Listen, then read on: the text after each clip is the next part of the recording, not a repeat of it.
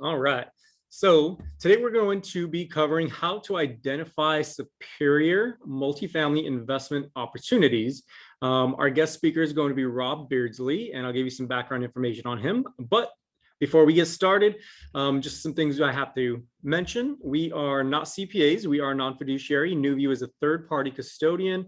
Our clients, they come to us. They tell us what they want to invest in. We don't give any advice, but we do suggest you do your due diligence, of course, before you make any investment with your self-directed IRA. You need to consult with your attorney, CPA, or financial advisor, wherever you think would give you, the best advice. A few other things about NewView. We've been in business since 2003, and we custody 1.5 billion in client assets. We have a little over 10,000 clients, and one of the best things about NewView is we are simple to do business with. We're available and responsive. When you call NewView, you will get a live person on the phone. You won't be on hold for too long. If you do get a voicemail, we guarantee to call you back that same day. If you send us an email, we will respond to you within 24 hours. So we are responsive, and I take a lot of pride in that. We get graded on that, and we average 98%, which is a great average. So with that being said, I want to introduce our guest speaker. I've had the opportunity of networking with Rob online, especially on LinkedIn. He's got a great presence online. He also has his own podcast. What he does is he oversees acquisitions and capital markets for Lone Star Capital. He's acquired over 100 million in multifamily real estate. He's evaluated thousands of opportunities using proprietary underwriting models and published the #1 book on multifamily underwriting called The Definitive Guide to Underwriting Multifamily Acquisitions. I have the book myself, actually.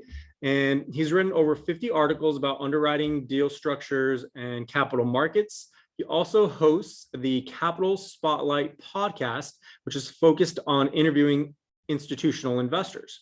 So with that being said, it's my pleasure to introduce Robert Beardsley. Thanks so much for having me on the webinar. Really great to be here. And thanks for everyone jumping on and taking the time this afternoon to learn more about multifamily investing and learn more about myself. So again, greatly appreciate it.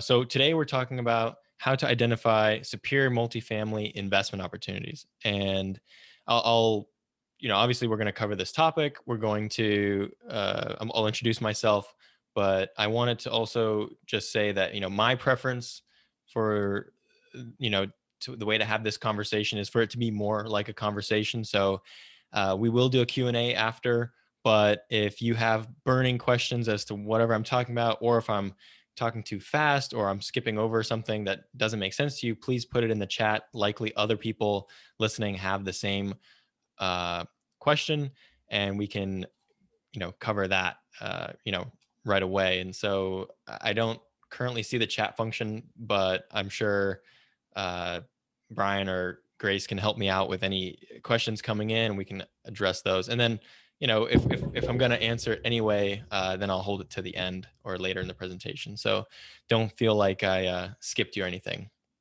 So a little bit about myself and about my company, Lone Star Capital. My business partner and I, we founded Lone Star just over 3 years ago to focus on owning and operating multifamily throughout Texas, with a particular focus on Houston and a particular focus on turnaround business plans where we buy underperforming properties.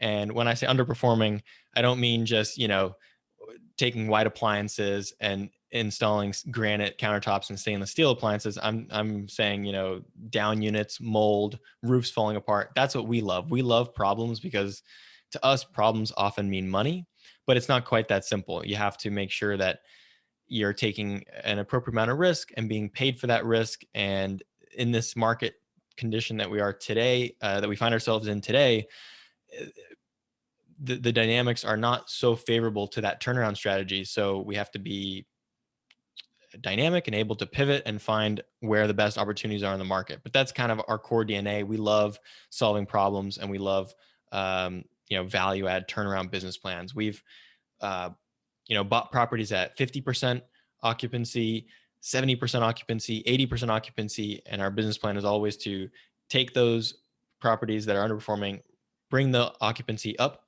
to 90% and above, as well as raise rents, reduce expenses, cure deferred maintenance, all those types of things, handle crime, put in place a crime mitigation plan, all those things that create, real true value on site.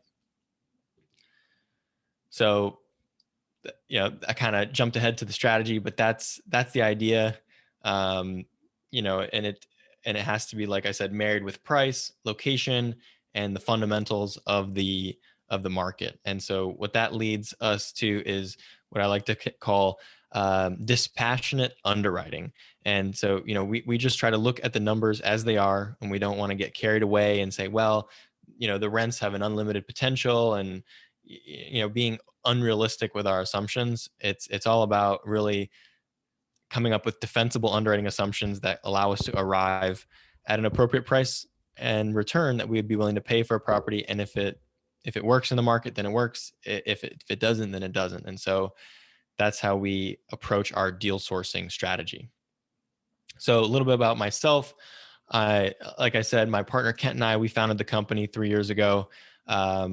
We've been very successful with finding undervalued acquisitions in Texas. We're based in New York, actually.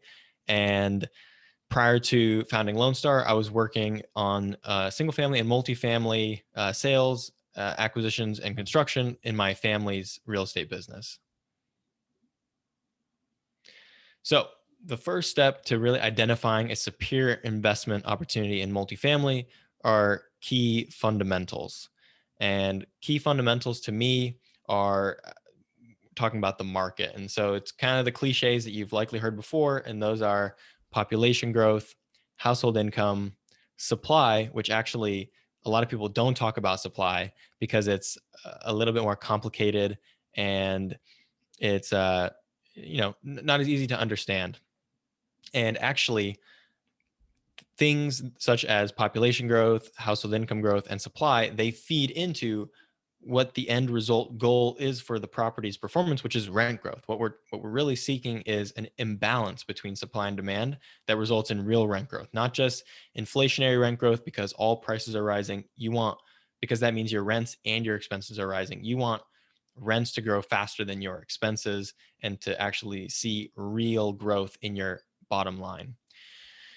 And what's really interesting about these metrics is if you're in a location, if you're in a submarket or a neighborhood where the population growth is strong, the job growth is strong, and the demographics are good, what you'll also typically see is high supply. A lot of developers also see that those demographics are good, and that's why they're choosing to build in those locations. And in the end, if you look at the studies show that just because there's a lot of population growth and a lot of demand, it actually typically doesn't materialize in real rent growth because developers are quick to jump into the action and balance out that supply and demand.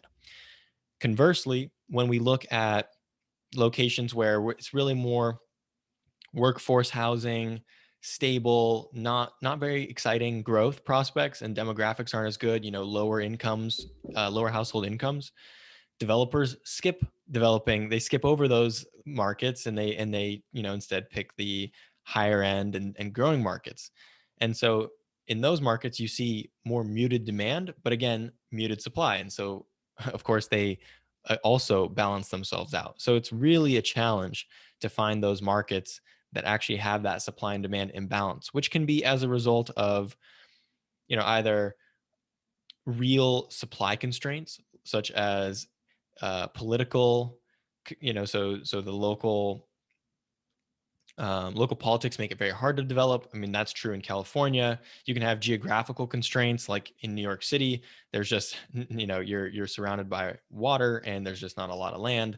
The coastal California markets have similar, barriers to entry and real geographic constraints. And so that's what you want to find. And then the other really interesting supply constraint is economic constraint. And this means that so you can't have growth in a market. And by the way, this is my favorite place to invest, which is why I'm sharing this and getting excited about economic supply constraint. And so the sweet spot is, in my opinion, where you have actual demand growth, more jobs, household incomes are rising, population growth is increasing, but you're still in a neighborhood or a submarket where people don't make more than, let's say, $60,000, and where the cost of land and the cost to build is greater than the rents and return that a developer would get. So again, a developer will not build in this area, not because they can't, but because they simply don't see it attractive from an economic perspective. So the supply is constrained economically in that area. And that's where you've really seen, you know, the darling workforce housing story take hold, where rents have grown tremendously in the workforce housing segment in these particular submarkets where you are seeing demand growth, but not commensurate supply growth. And like I said, this is very unique. It's not that every place that you see low incomes and workforce housing that you see this same story. But if you can find where, those conditions exist and the growth exists, that can be very attractive. So the next key fundamental, that was the market. The next key fundamental is the deal. And my little side note here is you make money on the buy. I'm sure you've heard of that before, but the key is you have to buy right. And it's true now more than ever. People ask me a lot. One of my go-to, points to make to people is that if this were 2012, it didn't matter what you bought. You could buy anything back in 2012 and it would have doubled in value, tripled in value. And the rising tide lifted all ships. And if you slightly overpaid, or you bought in not necessarily the best area, you weren't penalized for it. You were going to hit a home run. Today we are not in that type of market. Today it's even more crucial to make money on the buy, to ensure that you're buying in the right market fundamentally, and that you're buying the right deal fundamentally from a valuation and business plan perspective. And so how do we actually go about identifying key fundamentals on the deal perspective is really from valuation metrics, as well as our assumptions. And that really all ties together. But the first key point that I put here is the going in cap rate. And this is something I love because it's so basic and simple. It's one of the first things you learn when you start learning about commercial real estate investing. Cap rate. What's a cap rate? A cap rate is your net operating income divided by your purchase price. And it's the most core, basic way to measure yield potential. It's unlevered.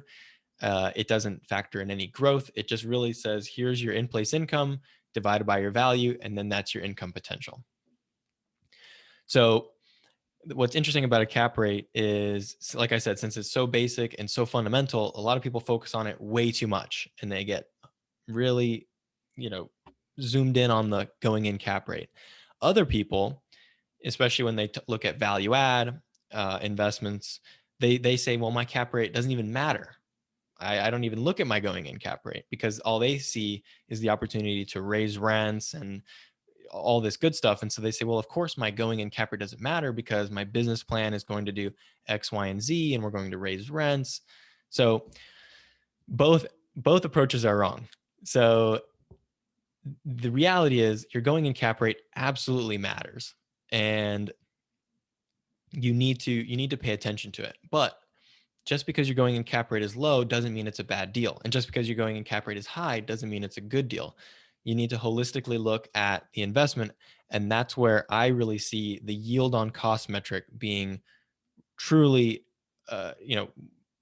critical to your analysis. And if you're going to take only one thing away from this quick presentation, and you are an existing or potential investor in multifamily, whether you're an active investor or a passive investor, however you choose to participate, if the one thing you take away is you write down yield on cost, and that when you start evaluating deals, you start evaluating them based on this metric, that'll be a tremendous, tremendous value to you. So what is yield on cost? Yield on cost is basically, the way I like to describe it is, it's a cap rate on steroids. It's your super smart cap rate. And instead of a cap rate just being simply, here's my in-place income and then my divided by my valuation, which is my purchase price, yield on cost takes that principle to the next level. And it says, well, let's not focus on just the in-place income, because that's all well and good. But when we buy property, we often have the goal of pushing the income higher through our business plan. So let's use our pro forma income And then let's divide that by our total costs associated with achieving that pro forma income, which is obviously your purchase price, but it also usually includes your construction budget, your renovation budget, and maybe some reserves if you have to carry a negative cash flow situation. So what that tells you is when you stabilize to your future NOI, your future net operating income, and then you divide it by the cost that it took to achieve that future NOI, that's your yield on cost. And another way to look at it is once you own the deal after a year or 2 years, that's your operating cap rate. That's the cap rate that you'll operate the property at a later time. And this metric tells you so much about the deal, and it's also a metric that is difficult to manipulate because we're not factoring in financing, we're not factoring in a hypothetical future sale value. It's just very straightforward, yield based, and it does require a little bit of work, and it more importantly requires knowledge of the market. You need to start understanding where are cap rates today, and then be able to look and gauge your yield on cost based on cap rate, because the reality is what we like to do, what we need to do is buy properties that have a yield on cost so we can bring the NOI to a certain level, and that needs to exceed the cap rate that we would sell the property at. It's a little bit of an advanced theory, but that's how we actually create real value. Because if I go through all this work to generate a yield on cost of only 5, but the market cap rate is 5.25, then I actually didn't create any value. And my sale would actually be it wouldn't be accretive to my returns because I only have 5% return on my investment. And the market is only paying me 5.25%. So the market values my income stream essentially less than I do. So it doesn't even make sense to sell. So very important metric, something that I really love to focus on.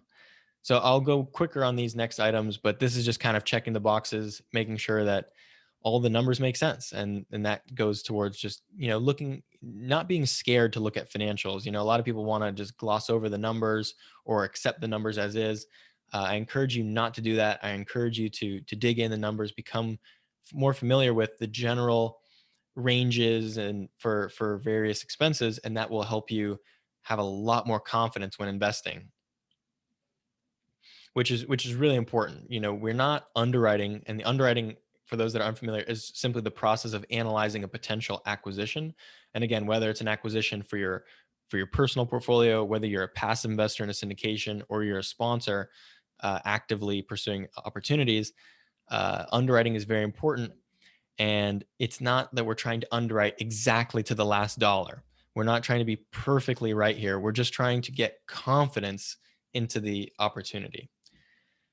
So the last point I'll make here, which I think is important and not as often talked about, is the fact that almost everybody misses the recurring CapEx need that exists in operating real estate.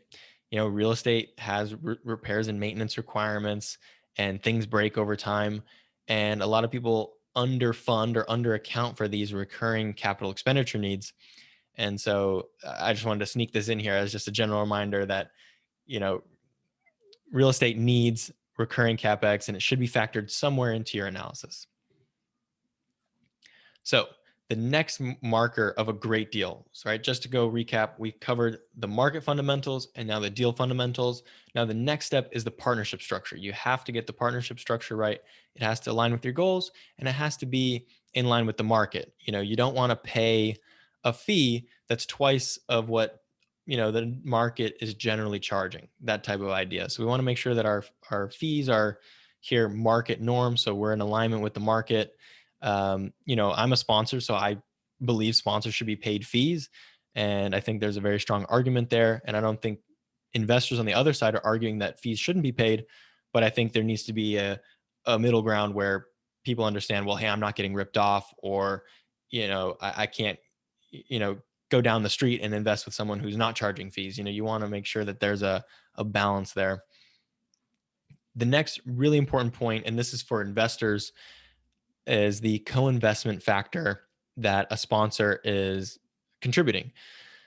So I think the truest and only alignment of interest, there's a lot of ways to masquerade alignment of interest. You can say preferred return aligns interests. You can say a deferment of a fee, or you could say, um, performance compensation aligns interest, but really the biggest aligner of interest is cash invested on the same terms that you're investing. So if you and I are doing a deal together and you're going to put up 100% of the money and I'm going to put up no money, it's very hard for our alignment, our interests to align. Now, if I'm going to, and conversely, if you're going to put up, let's say, 90% of the equity and I'll put up 10% of the equity, it's very feasible and realistic for our interests to be aligned. And actually, that 90-10 split is a very common structure in the joint venture, partnership structure and syndication as well.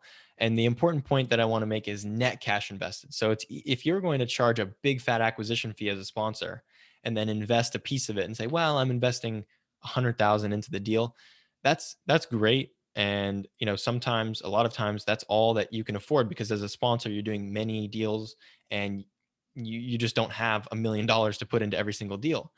But with that being said, it is important to understand the net cash invested into the deal. And what I mean by that is, if the sponsor is investing 200,000 in the deal and they're getting $200,000 fee, an acquisition fee up front, well, their net cash investment is zero, which honestly I would say is pretty good. That in this market and for syndication structures, most sponsors have a negative net cash investment, and that's just the way it is. But focusing on that can be a really great way to gauge, the sponsor's conviction about the deal and the alignment of interests. The next market norm to touch on is preferred return and promote. So I don't want to go too deep into partnership structures, but this is all things that, hopefully if you are an active investor in the space or planning to, that you dive in and become a student of these, terms. But the preferred return is a way to give preferential distribution treatment to investors prior to any performance compensation being given to the sponsor of the investment. And so typically we're seeing preferred returns kind of right in that 8% range. 8% has been standard for a long time. And sure, it can be less and more depending on the sponsor, depending on the market and the deal type. We're seeing maybe that slightly compress just because returns are coming down due to lower interest rates, due to greater, global liquidity and demand for hard assets. But I would say that 8% preferred return is, that's a good place to be as an investor. And then the promote is also, there's a range, but I would say somewhere between 20 to 30% is pretty standard. More so 30% on the syndication style deals where there's many investors, and more so 20% when it's more of a joint venture between one or two investors and a sponsor. So, it's helpful to know those market norms so that you don't walk into a deal that's a 6% pref and a 50% promote where the sponsor's taking 50% over 6%.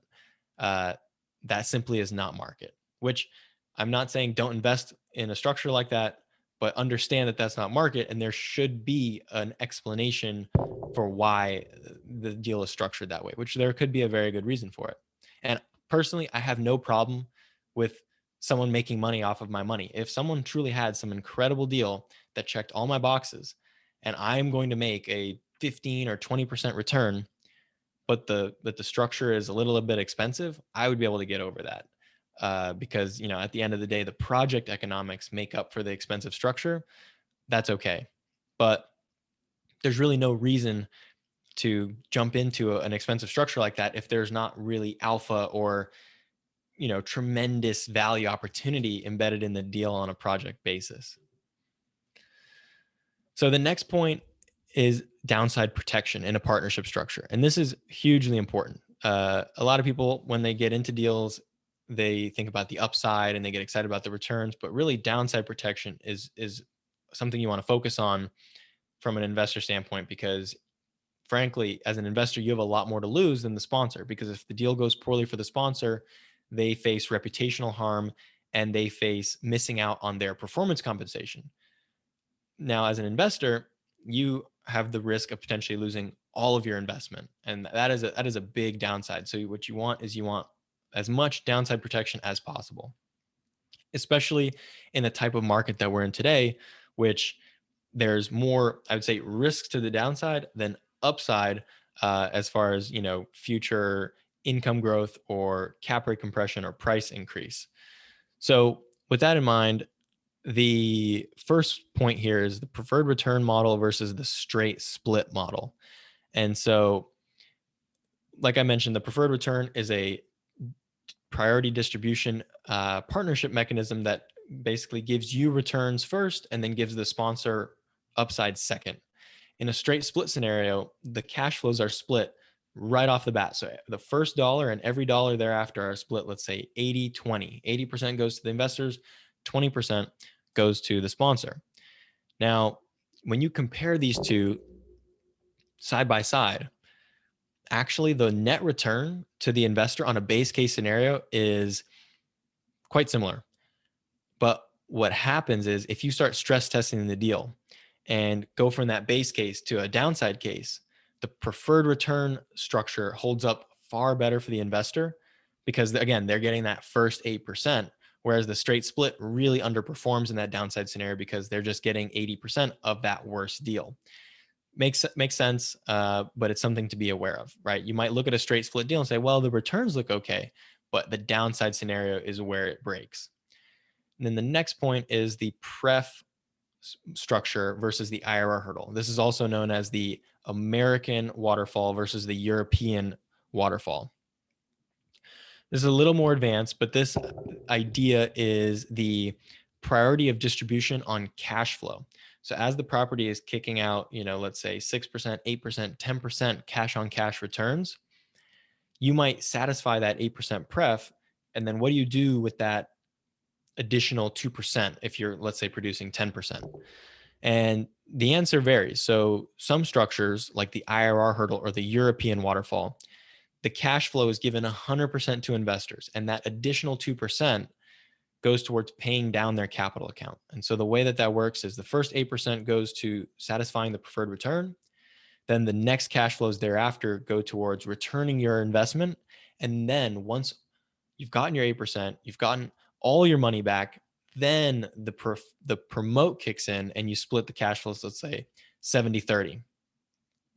That is added downside protection over the structure, which allows the sponsor to earn a cash flow promote, where if we take that same 10% distribution, the first 8 would go to the investor, and then that latter 2 would then be split 70-30 on a cash flow basis.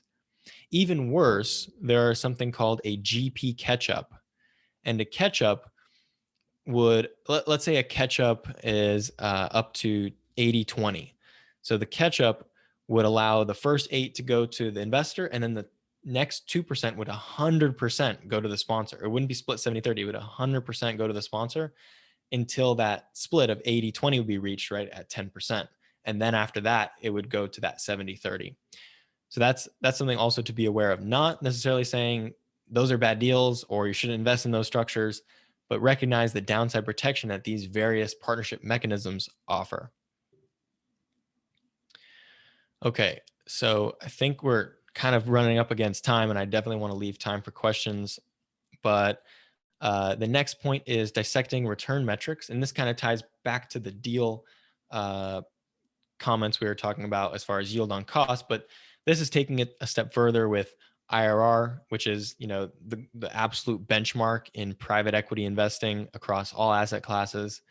And the IRR is several steps above yield on cost in terms of complexity and what it encompasses, what it factors in. So like we discussed, the yield on cost just factors in your future income after you've completed your business plan, divided by your costs of your business plan, your purchase price, and your capital expenditures. Now, IRR takes the next step and it factors in your sale value. So, okay, great. You've created this higher income stream on the property. Now you need to sell that stabilized property at a higher value. And that's where you generate this IRR. Taking it the next step, you can have levered IRR, which now factors in your leverage, right? Obviously, most deals are financed with debt, and you include that and you magnify return potential through debt. So trying to breeze through this here quickly. Cash on cash, as you might know, is just a very simple metric of you put $1 million into the deal, and then every year you're getting a certain cash out on that million. And that cash on cash would be a percentage of, let's say, 5, 6, 8, 10%. And cash on cash is a good metric to look at because it's less able to be manipulated as IRR, because with IRR we could set a very high future exit price, and that's going to boost the IRR, but it won't do anything to your cash on cash, right? Your future sale value has no bearing on your cash on cash. So it's a good way to look at and understand the cash flow of the property. And that also reveals risk because we can look at the cash flow relative to the debt service, and we can see that ratio and see how favorably those compare. And this last point I have here is, some deals are projected to be a 3-year hold, 5-year hold, 7-year hold, 10-year hold. And it's very difficult to compare a 3-year hold deal to a 10-year hold deal. So I encourage you to always be comparing apples to apples as far as hold periods. It'll be just a much clearer way to analyze.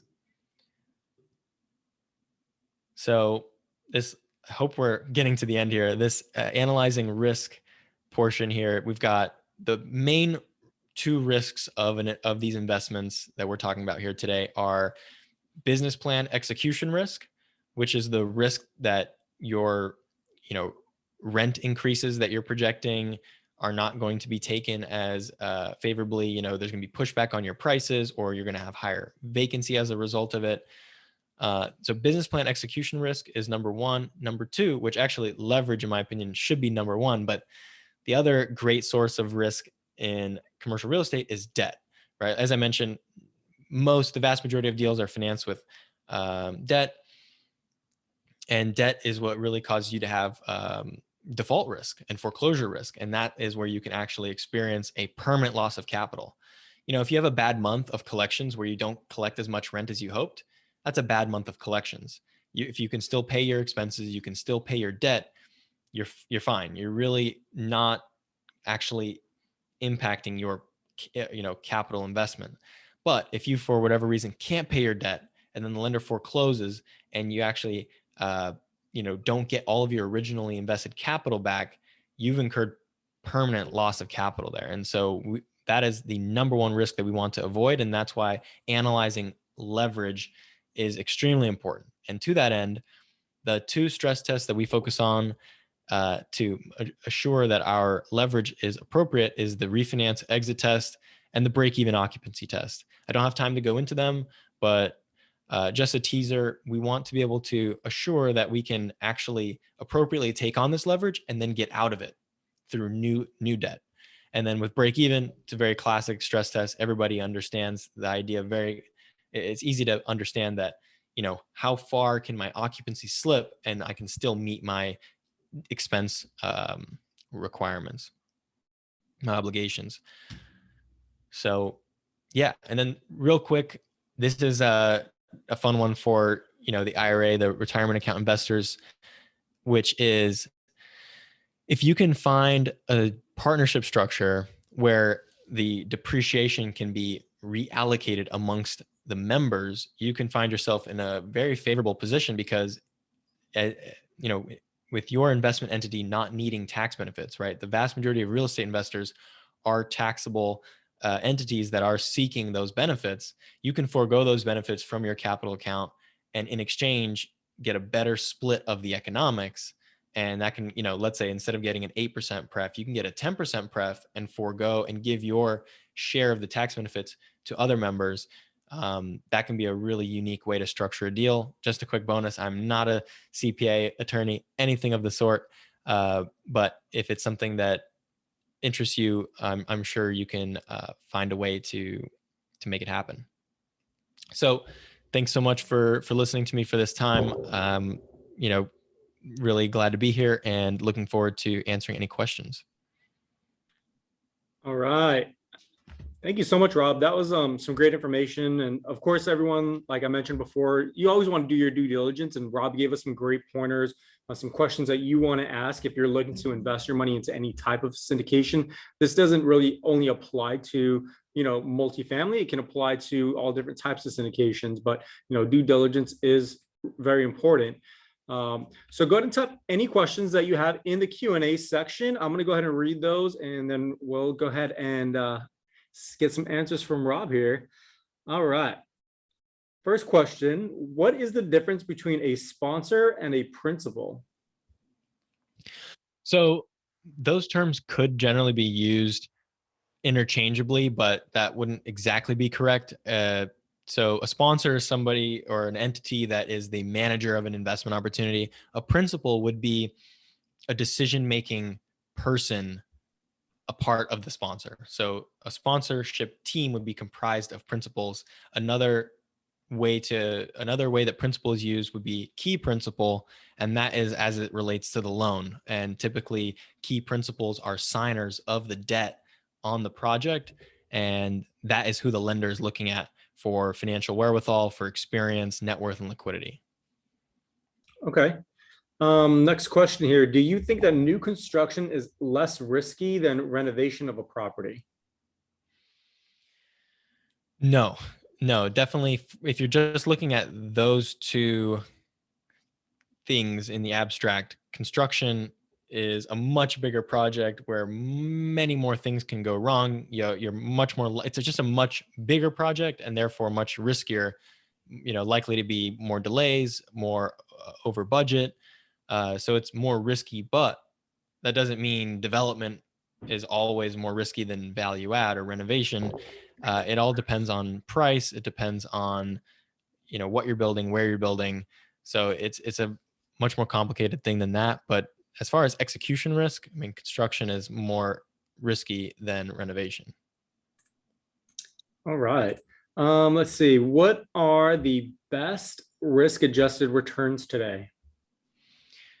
Yeah. So as far as risk adjusted returns, and this is a very difficult topic because when we're talking about risk adjusted returns, we're not just happy with um, returns in the abstract, or, oh, well, we like this deal because it's 15% return. We need to know what that deal is relative to the risk of the deal, and then also to the market. What else is available in the market? And so where are the best risk adjusted returns? I believe the best risk adjusted returns, as far as in my sphere of real estate, I think is in that quality workforce housing. So I don't really like the top of the market class A. There's a lot of supply risk, right? Because like I said earlier, when you're in those top markets, there's a lot of developers that are in those top areas as well. And that's putting a lot of supply pressure. And if you analyze those markets, there's a lot of negative rent growth occurring right now due to that new supply. So I don't like the top of the market, but I also don't like the very bottom of the market. So I like that cliche middle. And to get a little more specific, kind of that lower middle, not the upper middle. But that's where I think some of the best risk adjusted returns are. Can you tell us what the difference between a 506C and a 506B is? Yes. So those are SEC exemptions that allow sponsors like myself to go out to the market and raise capital and solicit investors. And a 506B allows a sponsor to essentially privately solicit investors with whom they have some sort of prior relationship. And I don't mean a relationship like we go out for drinks every week and you went to my wedding or whatever, that kind of stuff. It's just a relationship as in you shot me an email, we talked for a second, and now we have a prior relationship and I can actually share with you my investment opportunities. So that's a 506B. And what's interesting about the B is that those investments are open to accredited and up to 35 non-accredited investors. So that's a really great way for non-accredited investors to get involved in deals. I have plenty of sophisticated investors as defined by the SEC that are non-accredited, and they come to me looking for ways to invest, and they're frustrated because there's nowhere they can invest because everywhere needs accreditation. So the 506B has that upside. Now the 506C upside is that you can publicly advertise your investment. So I could put with a 506c, I could post my deal on Facebook and I could run it as a Facebook ad and say, hey, invest with me. And that's perfectly legal. So that's the pros and cons of 506b and 506c. What are the average fees that a sponsor would charge? So the average fees are, I can give you just the ranges and then we can talk more specifically. So acquisition fee first, the range is typically 1 to 2% of the purchase price. Sometimes you see some variations. It might be not of the purchase price, but of the total capitalization of the deal. There might be some wrinkles there, but that's generally speaking the norm for acquisition fee. Asset management fee, same thing, 1 to 2%. And then on the preferred return and promote, I would say 8% pref, 30% promote. That is standard. Now, but again, there can be ranges, and the ranges are as it relates to the experience of the sponsor, where they're investing, the business plan, and who the investors are. Like I said earlier, if you're investing with a joint venture partner, like we have private equity fund investors that they will write, $5 million check, they'll invest almost all the money for the deal. They're a lot more demanding and they pay lower fees. And they get to do that because they're throwing around a lot more capital. So there's a relationship between how much the investor's investing and how much control they have versus the fees and the structure. And but those are the ranges. Okay, Rob, what are realistic return expectations today? Yeah, so that's a really important topic because we've been really spoiled with just fantastic cap rate compression, really good fundamental performance, real NOI growth over the last 10 years. And only now are we seeing kind of some uh, uncertainties or some fluctuations. So returns have been amazing, basically, long story short. And so that's kind of uh, skewed investors' perceptions in the market, thinking that they can go and get a 20% return easily. And it's no longer the case. And so really, I would say 15% return is on the upper end. And to be more realistic, 12, 13, 14 is really a better expectation. Okay. What factors influence the split 60/40, 70/30, 80/20? Yeah. So 80/20 is more so, again, this is the split of the profits after the preferred return has been paid. And 80/20 is more on the institutional side, um, where again, it's a joint venture, big equity partner, sponsor teaming up, and there might be only a 20% promote for the sponsor. Um, then more standard on the syndication side is 70/30. 60/40 is something I don't see very often. And I would say it's, you have to see what the net returns are for the deal and how much you love the sponsor. Because if the sponsor is charging 60/40 on the deal, that clearly means that they feel that they're the pretty girl at the dance and that they can charge whatever they want, because that's more expensive than almost everybody else.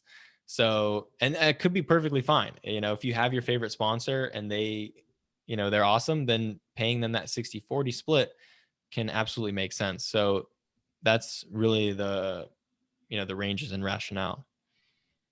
Interesting. Continuing from that question, how can an investor decide which split would be best for them? Well, obviously the more that the investor gets, the better for them. So if I'm an investor, I want the split to be 80/20. And if I'm the sponsor, I want the split to be 60/40. So that's really, it's just as simple as that. I don't think we need to overcomplicate it. Okay. What does an upward move in interest rates mean for real estate deals and underwriting? Yeah, this is very interesting. I think this is really funny because um, when when interest rates have been going down as they have been for a long time, it's a lot of people are quick to say, well, cap rates are going to go down and they've been going down because interest rates are going down, and they reference that relationship. But now where we are, and there's the potential for rates to rise, now all of a sudden everyone wants to argue the opposite, and they want to say, well, there's not really a correlation between interest rates and cap rates. I don't, people are trying to make the argument that cap rates don't necessarily have to rise with rising interest rates, the studies show that there's about a 70% correlation. So there's an absolute correlation between the two over the long term. In the short run, who knows what cap rates do in relation to interest rates? There's a lot of factors, but over the long run, there's an absolutely 70% correlation there, and maybe even larger, just if I were to put my guess in. So with with the prospect of higher interest rates, I think it just makes, like I mentioned before, the need to buy right so important. We have to buy at the right basis. We have to buy at the right going in value, and we have to have a business plan that allows us to achieve a yield on cost and a levered cash on cash that we're comfortable with. Because if interest rates rise and if cap rates rise, we might not be able to get immediately that sale price that we are going for. And so we might have to hold longer because that might be in the best interest of the deal. And we need to be happy holding that deal. We need to say, well, it's totally fine. We're fine if, cap rates went a little higher and our potential sale is a little lower because we're collecting great cash flow. So I think cash flow is really important at a time like this.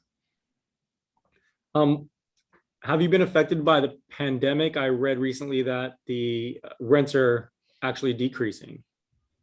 Yeah. So nationally, on average, rents have decreased slightly, but as we all know, real estate's a very local game. And so there are places where rents have gone down tremendously, like New York City, like San Jose, California, um, two places where I'm from and live. So, um, but there's real winners. We're investing in a property right now that has seen 2.5. Well, the market that it's in has seen 2.5% rent growth over COVID, and there are plenty of stories like that. There have been winners and losers. Winners being, a lot of Florida, a lot of Texas, Arizona has been doing very well. So there has still been pockets of strong rent growth. Okay, European waterfall, what does that mean? GPs normally get paid at exit since we are constantly paying down the capital account. That's exactly right. So with the European waterfall or the IRR hurdle, the preferred return, so cash flows out of the deal, irrespective of it, whether they're coming from, um, cash flow, refinance proceeds, sale proceeds, they're treated all the same. They're first to go towards paying the 8% pref. Then any supplemental cash goes towards paying down the investors. Once that their capital account has been reduced down to zero, then the GPs get paid. And as Jack here put in the Q&A, what that typically means, and 99% of the time, is that GPs don't monetize their promote until sale. And so it's a great way as an investor to get really good treatment on your cash. You don't pay the sponsor performance compensation really until they've executed on the sale and you've gotten all your money back and you've gotten your risk off the table. Another important point about the IRR hurdle is that by its nature, the preferred return is cumulative and compounding. So if you don't receive, or if you're not paid your pref in a certain period, that missing payment will carry over to the next period and it'll compound. So the money that you didn't get paid, let's say you were owed a, $10,000 payment for that period. So that 10,000 gets carried over. So that 10,000 is still owed, and you also earn 8% on that 10,000. So your interest is earning interest, which is the compounding factor. All right. I have one last question here. With cap rates at a historic low and corresponding low interest rates, is there substantial value risk in the future as rates increase for potential buyers? Yeah. So this is kind of what I was talking about before about, returns or interest rates rising and all that good stuff. And so there's absolutely risk there. Like I said, 70% correlation roughly between interest rates and cap rates. But with that being said, I don't think we are going to see, tremendously higher. If I'm just putting my economist hat on, I don't think we're going to see tremendously higher, the 10-year treasury, the US 10-year treasury. Some people, I think Goldman or, someone is now saying 3% is the target. And that is very high. I mean, especially going from where we came from, it's an incredible move. and we've seen, already big spikes in the 10-year. But if you look back to 2018, I think is the last time that the 10-year was at 3%. Cap rates are not that much different from 2018. There may be, 40 bips compressed since then. So it is a move. But most people who are underwriting deals today, they're allotting roughly that amount of cap rate expansion into their underwriting, right? The classic way to underwrite, if done properly, is 50 basis points increase between the market cap rate versus the, the reversion cap rate or the cap rate you plan to sell at. All right, we got some more questions that came in. Okay, does the sponsor participate in the refi process before investor principal is paid back? Right. So in a refi scenario where you're generating cash out available to distribute back to investors, in my opinion, I sure hope not that the sponsor's participating, because basically that money is not a return on capital, it's a return of capital. And so that return of capital should go towards paying back investors or servicing their unpaid and accrued preferred return. And I think it's appropriate for the sponsor to charge a refinance fee or a success fee or something like that. But taking a big bite out of the refi proceeds is kind of taking performance compensation before fully actually getting the deal there. It's kind of like the European waterfall versus the American. But typically in either of those structures, most commonly, I don't see sponsor participate in the refi proceeds. Okay, so another question here. This is geared a little more on IRA investors. So for IRA reporting, does an investor report his share of the fair market value, ownership, property, fair market value minus debt plus reserves? Yeah, so I wish I had my attorney business partner here to help me out. He's a tax attorney. So my guess, and again, I could be totally wrong, but my guess is that we are able to report the fair market value as historical value. So the purchase price, essentially. I don't think there's some sort of, I could be wrong, but I don't think there's an IRA requirement that forces you to, reevaluate the, constantly reevaluate the fair market value. But that's just my opinion, and I can follow up on that.